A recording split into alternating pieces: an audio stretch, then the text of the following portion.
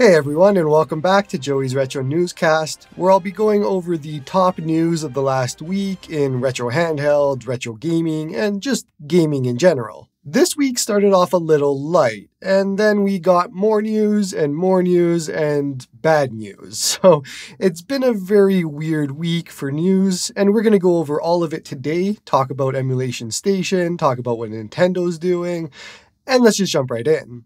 First up is Onion OS, and we have version 4.3 on stable now. So you can go right ahead and update right to 4.3 from the actual over-the-air update. And there's a few things that are included in this update. There's some Nintendo DS game support, which I've done a video on what Nintendo DS games look like on Onion OS. So if you want to check that out, feel free. There's Pico 08 support. There's apps like Battery Monitor as well as Blue Light Filter. So there's been quite a few additions added to it, and there's a whole lot more. There's also support for the Miu Mini version 4, which has the 560p screen. So if you have one of those, you finally have support. Can we take a second and just talk about how awesome Onion OS is? They're kind of the blanket standard for how devs should be, and they're just awesome. So I'm glad that they're still putting out just new things for the Miu Mini Plus after all of this time, and still awesome updates after all of this time. So great work. Then we have a new emulator for the Nintendo 3DS, and it's a Virtual Boy emulator called Red Viper. All the official games are playable at full speed. There is full 3D support, and you can find out a lot more about the other editions on the GitHub that will be linked in the description. But if you have a 3DS, it might be worth checking out. Not a lot more that's happening in the 3DS scene right now, so this is probably the most important thing in the last few months. And now we have an update from EmuDeck, and if you'll remember, they just released a new EmuDeck for Android to Patreon users not too long ago. And this is their first big update, and there's a few new additions, some changes, some bug fixes. And so if you've been ever looking at EmuDeck for Android and you want to see what it's like right now, I know that it's in still alpha beta stage, and that's the reason it's on Patreon for the moment. But if you want to play around with it and check it out, then feel free, and it's all listed right there in the Patreon. And now let's jump into two bad stories, and we're going to start with the biggest news of the week. And this is Nintendo is suing the creators of Yuzu. We found this out through Twitter, through Steven Totillo, and there's a few different things that are happening in this lawsuit or whatever they're trying to do.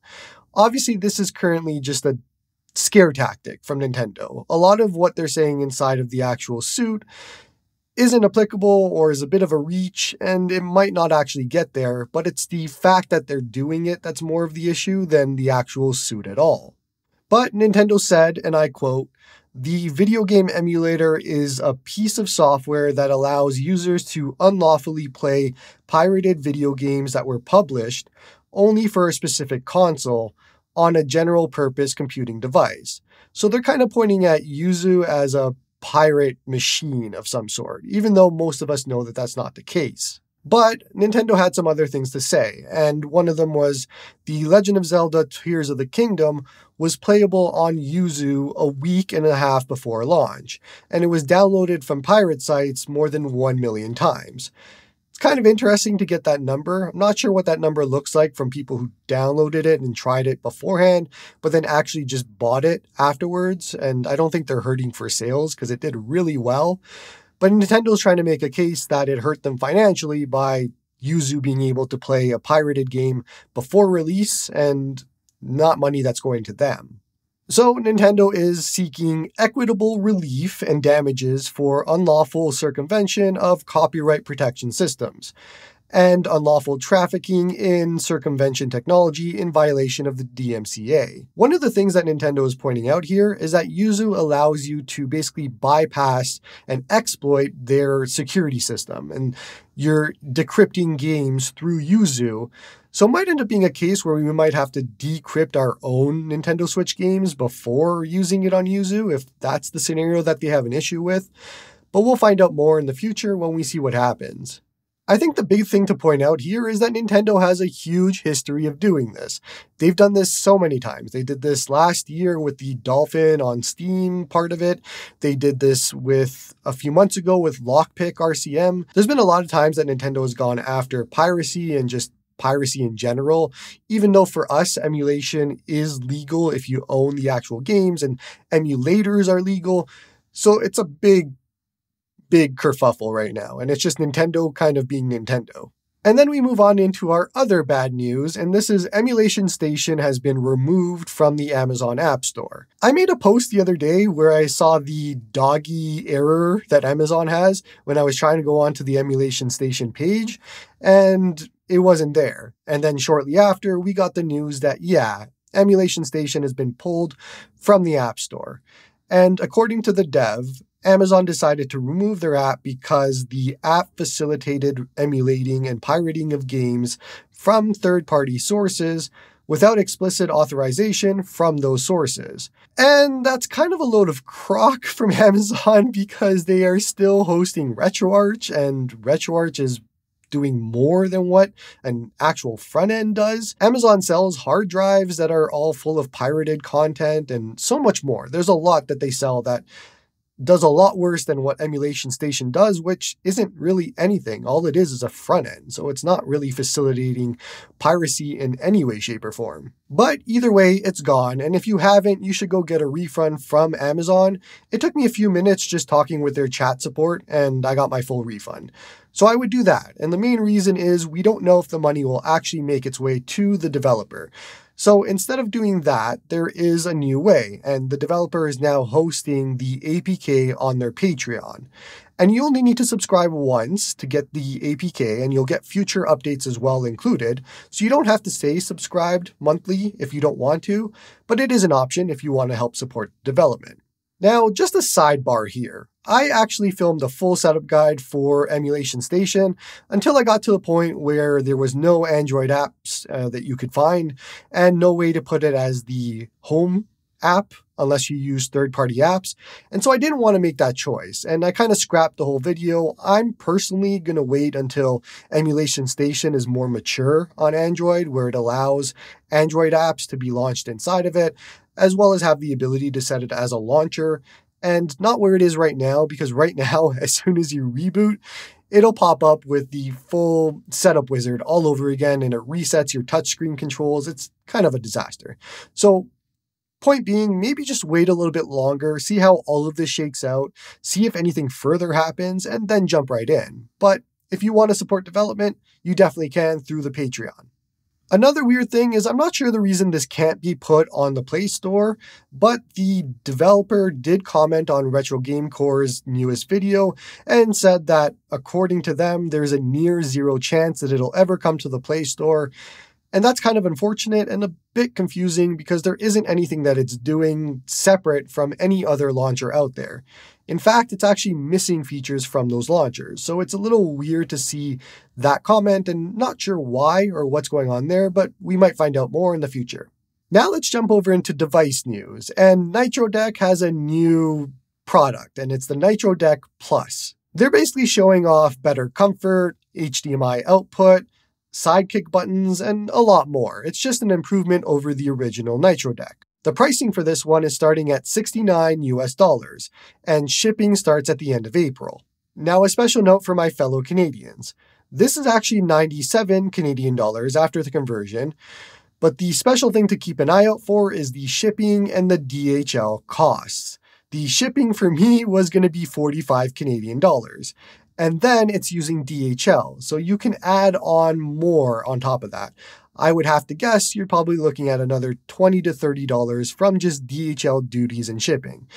So fellow Canadians, keep that in mind if you're at all interested in this. I personally don't think it's worth it for us, but you might have a different use case that it might make it worth it for you. Then we have something that's actually really cool, and this actually makes me very excited, and it's the Techno Handheld. And I don't know if it actually has a name, but it's basically a controller and AR glasses, and the AR glasses is your screen. So there's no actual screen, but the controller itself is a mini computer. It's got an 8840 HS inside of it, There's a 78M graphics, 16 gigabytes of RAM, 1 terabytes of storage, 50 watt-hour battery, and of course all of this is inside of the actual controller. And it all connects to the AR glasses, and that's how you play. I have to say, as somebody who's been pretty excited about AR glasses, I reviewed the Vitcher ones, I tried out the X-Reals, I've tried out other ones at CES, and been able to get my hands on a few different ones. It's nice to see this kind of progression because this is something that's new and weird. They kind of went off the rails here and said, what if we just get rid of the actual display on the device and make the glasses the display? And that's super interesting to see. Time will tell what ends up happening here, if it ends up being a scenario where you could cook eggs on the actual controller with how hot it gets, or whatever else happens with battery life, but it's a very interesting way to look at things, and I'm excited to learn more. Currently, there's no pricing or release date right now, but we should know more soon. For something that we do know more on the release date part, the MSI Claw will be releasing on March 20th, and this came to us courtesy of Currys in the United Kingdom. I haven't seen it up for pre-order anywhere else, at least in North America, but according to them, it's coming out on March 20th, and then other websites corroborated it, and so that's the current release date. Remember again that there's two models here. There's the $699 US model and the $799 US model. Main difference being that the $699 has the Ultra 5 135H from Intel, and the $799 model has the Ultra 7 155H.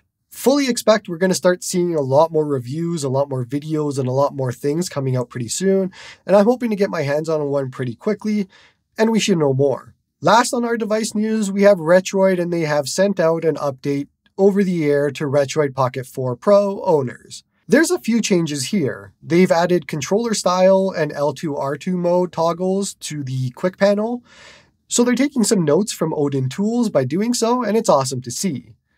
You can now adjust color temperature.